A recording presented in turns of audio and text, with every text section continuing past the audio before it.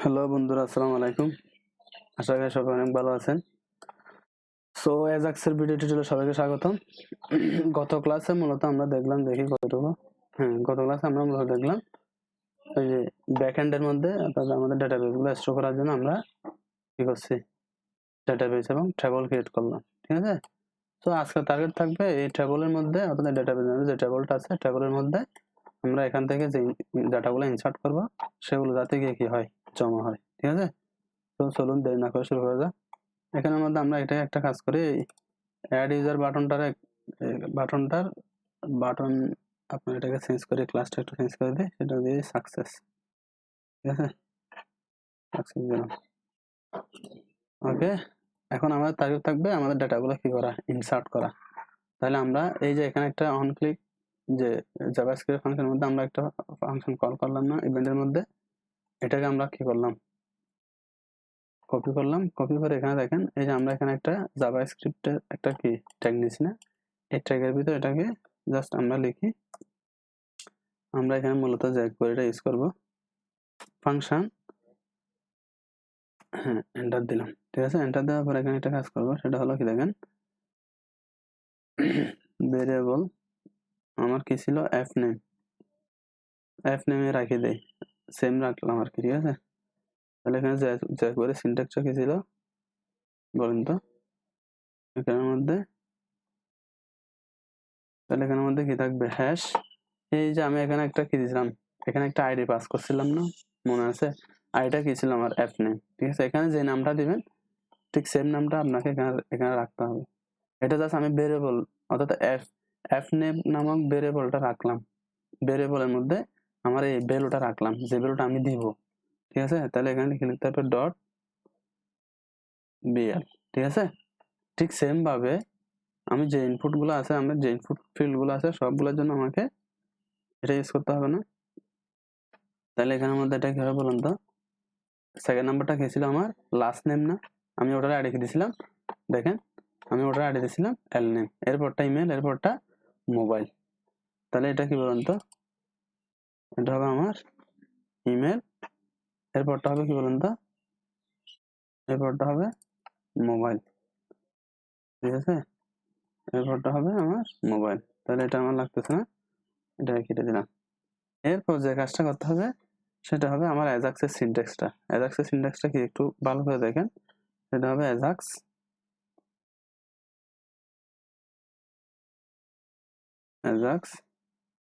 First bracket, এর ভিতরে লিখতে হবে কার্লি ব্র্যাকেট। ঠিক আছে, তারপর এখানে সেমিকোলন। বুঝছেন এইটুকু। এখন এরপরে কি লেখা লাগবে, এরপরে হলো আমার ইউআরএল, অর্থাৎ ওই যে ব্যাক এন্ডে আমার যে কাজগুলো করতে হবে সেটা আপনাকে এখানে বলে দিতে হবে। ঠিক আছে, ওই ফোল্ডারটাকে আপনাকে এখানে ধরিয়ে দিতে হবে। তাহলে আমার ফোল্ডারটা ব্যাক এন্ডের ফোল্ডারটার নাম কি, প্রসেস। তাহলে আমি এখানে লিখলাম প্রসেস ডট পিএইচপি। তাহলে সে ওখানে যাবে। তাহলে এটার একটা টাইপ আছে। ঠিক আছে, টাইপ আছে, টাইপটাকে আপনাকে কি দিতে হবে, বলে দিতে হবে টাইপটা কি। যেহেতু ইউআরএল এর মাধ্যমে আছে তাহলে এটা অবশ্যই হবে পোস্ট। তারপরে কি লিখতে হবে, আমার ডাটা, যেটা নিয়ে আমি মূলত কাজ করব। ঠিক আছে, তাহলে ডাটাগুলো কি হবে মূলত, এখানে দেখেন তো, ডাটাগুলো হবে এই যে দেখেন এখানে আমি লিখবো এফ নেম,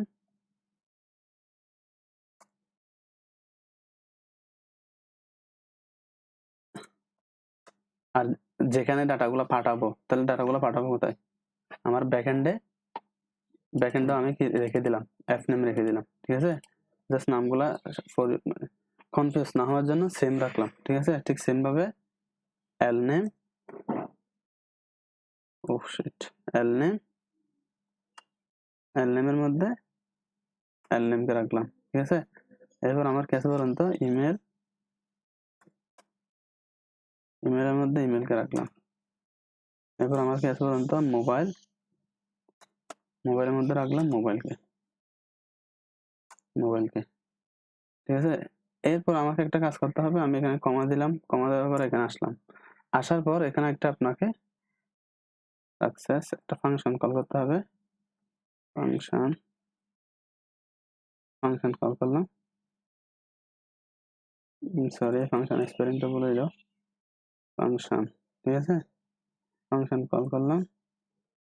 ফাংশনের মধ্যে আপনাকে প্যারামিটার হিসেবে আমি দুইটা জিনিস রাখবো, একটা হলো আর্গুমেন্ট হিসেবে দুটো জিনিস রাখবো, এটা হলো একটা ডাটা আর একটা হলো আপনার কি বলুন তো, আর একটা হবে আপনার স্ট্যাটাস। ঠিক আছে, একটা ডাটা একটা স্ট্যাটাস। আমি এখানে একটা ফাংশন কল করে রাখি আমার ডাটাগুলো ভিউ করার জন্য। ঠিক আছে, তাহলে রিড ইউজার, জাস্ট এটাকে কল করে রাখলাম, আর কিছু না, পরবর্তীতে কাজে লাগবে ওই জন্য। ঠিক আছে, তাহলে এটা ছিল মূলত আমার ফ্রন্ট এন্ডের কাজটা। এখন আমাকে করতে হবে ব্যাক এন্ডের মধ্যে এখানে কোড লিখতে হবে, ডাটাগুলোকে আমাকে ইনসার্ট করতে হবে না, অবশ্যই ইনসার্ট করতে হবে। তাহলে আমরা কি করব, এখানের মধ্যে লিখব এফ নেম ভেরিয়েবলের মধ্যে আমরা কি করব, ডাটাগুলোকে পোস্ট করব, পোস্ট মেথডের সাহায্যে ডাটাগুলোকে নিব। আচ্ছা, এখানে একটা কাজ করা যায়, এত কিছু না করে আমরা একসাথে কি করতে পারি, একসাথে ডাটাগুলোকে এক্সট্রাক্ট করতে পারি। অর্থাৎ এখান থেকে যেহেতু আপনি এখানে বলে দিচ্ছেন ইউআরএলটা কোথায়, কোনটা ধরে দিচ্ছেন না, এখানে ধরিয়ে দিলেন কি process.php।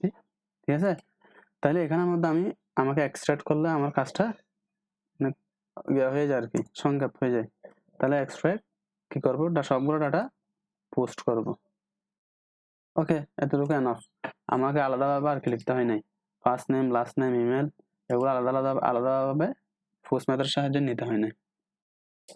সো এরপর আমার কাজটা কি হবে বলুন তো, আমি ডাটাগুলোকে নিলাম, এরপর আমি চেক করব ইফ এখানে দেখেন ইসেট, তাহলে ফার্স্ট ডেটা কি বলুন তো আমার, এটা হলো আমার ফার্স্ট নেম, ল্যাস্ট নেম, এরপরে এন্ড ইসেট, এরপরটা কি বলুন তো, এটাকে কপি করি,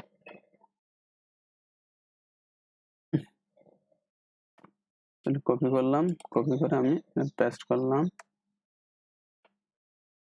এন্ড আমার আরো ভ্যালু আছে না,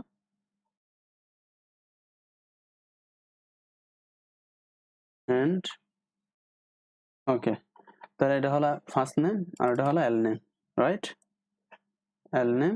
এরপরটা কি বলুন তো, ইমেল, এরপরটা কি বলুন তো, আমার মোবাইল।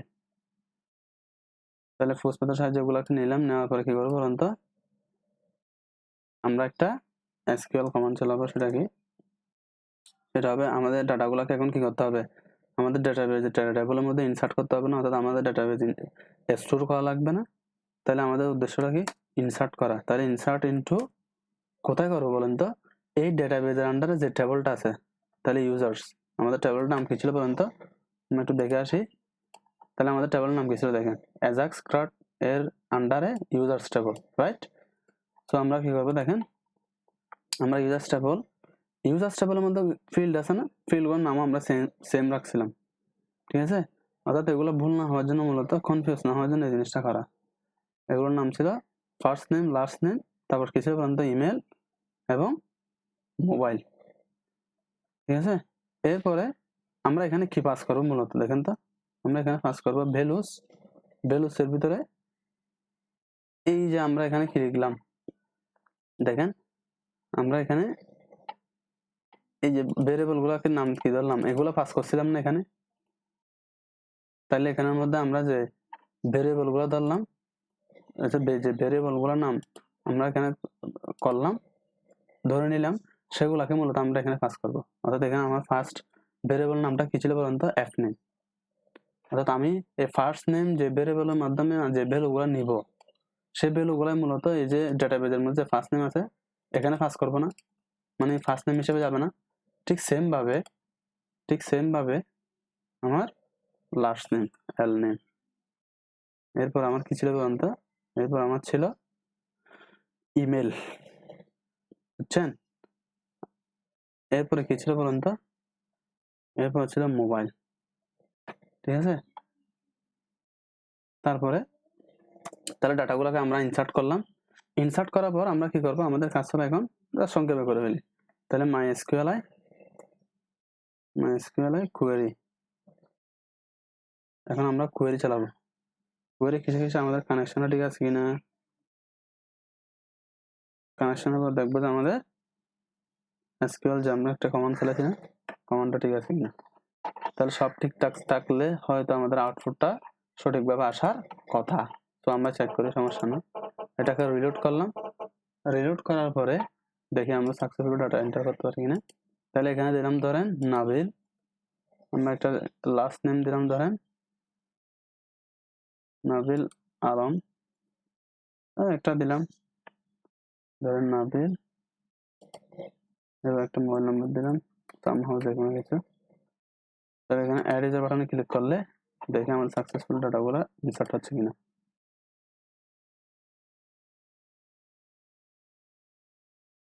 বুম গাইস, দেখেন আমরা সাকসেসফুলি আমাদের ডাটাগুলা ডাটাবেজের মধ্যে কি করতে পারছি পর্যন্ত ইনসার্ট করতে পারলাম। ঠিক আছে, আমরা একটা ডাটা ইনসার্ট করি। আচ্ছা যাই হোক, এখানের মধ্যে তাহলে এখানে দেখেন, এখানের মধ্যে আমরা একটা ডাটা ইউজ করি, সেটা হলো ফুরকান, নাম দেই ফুরকান বস।